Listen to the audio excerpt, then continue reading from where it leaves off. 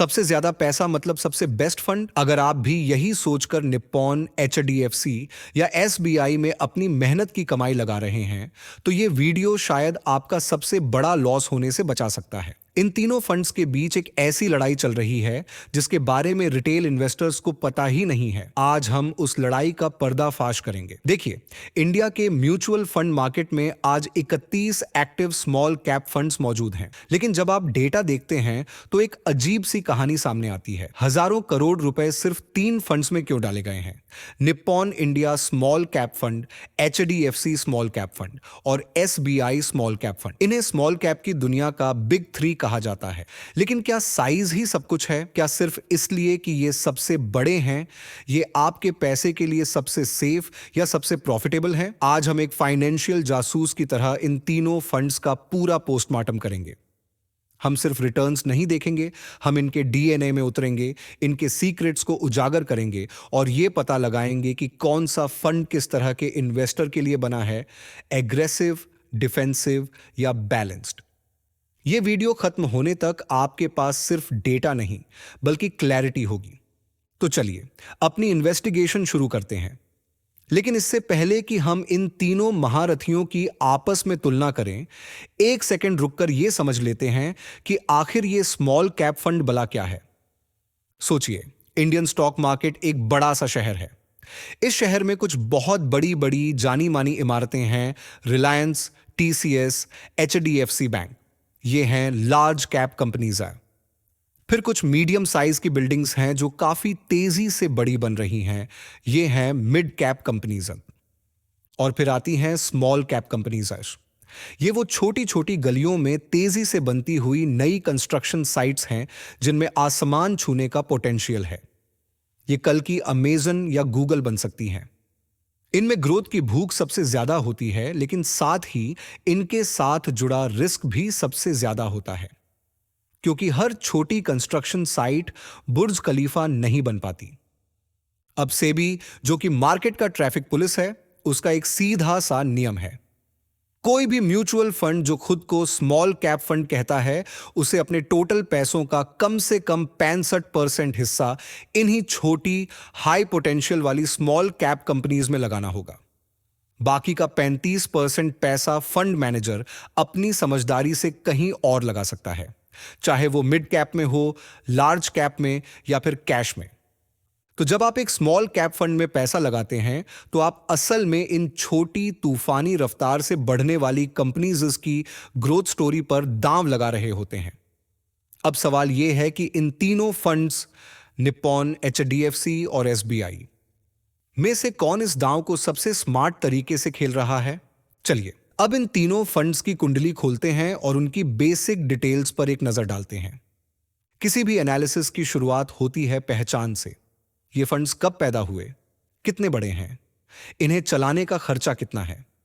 सबसे पहले बात करते हैं इनके लॉन्च ईयर की। इस मामले में तीनों ही फंड्स काफी अनुभवी हैं। निप्पॉन इंडिया सितंबर 2010 में लॉन्च हुआ था, मतलब यह मैदान का सबसे पुराना और मंझा हुआ खिलाड़ी है। वहीं एचडीएफसी और एसबीआई दोनों ही जनवरी 2013 में आए। तो कुल मिलाकर ये कोई नए नवेले फंड्स नहीं हैं। इन्होंने मार्केट के कई उतार चढ़ाव देखे हैं और टिके हुए हैं। अब बात करते हैं एयूएम यानी एसेट अंडर मैनेजमेंट की, मतलब किसके पास सबसे ज्यादा पैसा है। यहां पर निप्पॉन इंडिया एक अलग ही लीग में खेल रहा है। एयूएम है लगभग 66,602 करोड़ रुपए। इसके बाद एचडीएफसी 35,781 और एसबीआई 35,696 लगभग बराबर से खड़े हैं, जिनका एयूएम एक दूसरे के आसपास है। तो क्लियरली साइज के मामले में निप्पॉन किंग है। लेकिन जैसा हमने शुरू में कहा था, क्या सबसे बड़ा होना ही सबसे अच्छा होना है? चलिए अब देखते हैं एक्सपेंस रेशियो यानी फंड को चलाने का खर्चा। यहां पर एसबीआई का एक्सपेंस रेशियो सबसे ज्यादा है 0.74%। उसके ठीक पीछे एचडीएफसी है 0.71% पर। और इस रेस में विनर है निप्पॉन, जिसका एक्सपेंस रेशियो सबसे कम है 0.64%। आखिर में है एग्जिट लोड यानी जल्दी निकलने की पेनल्टी। तीनों ही फंड्स का नियम बिल्कुल सीधा और सिंपल है। अगर आप इन्वेस्टमेंट करने के 1 साल के अंदर अपनी यूनिट्स बेचते हैं तो आपको 1% का एग्जिट लॉट देना होगा। लेकिन अब आता है $1,000,000 का सवाल। इन अलग अलग स्ट्रैटेजीज का नतीजा क्या निकला? परफॉर्मेंस कैसी रही?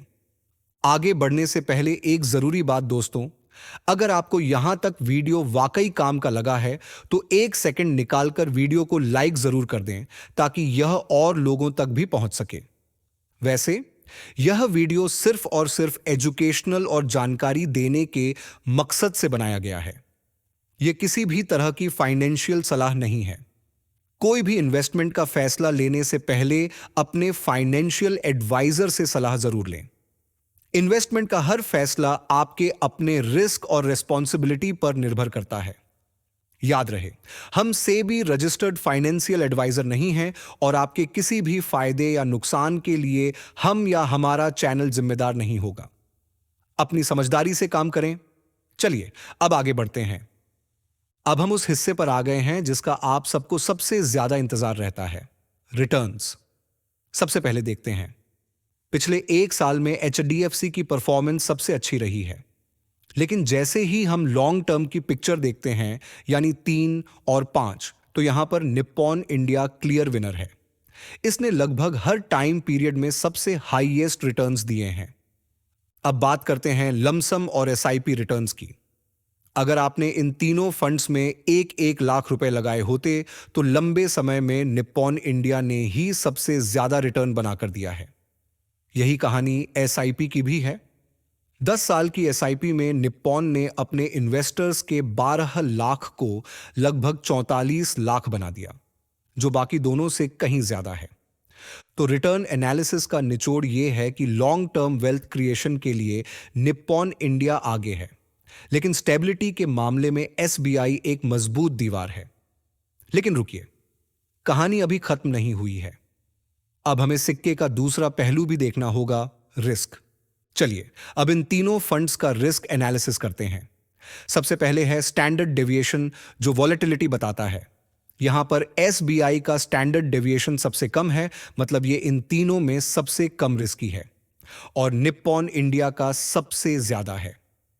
अगला मीटर है बीटा, जो बेंचमार्क के मुकाबले रिस्क बताता है।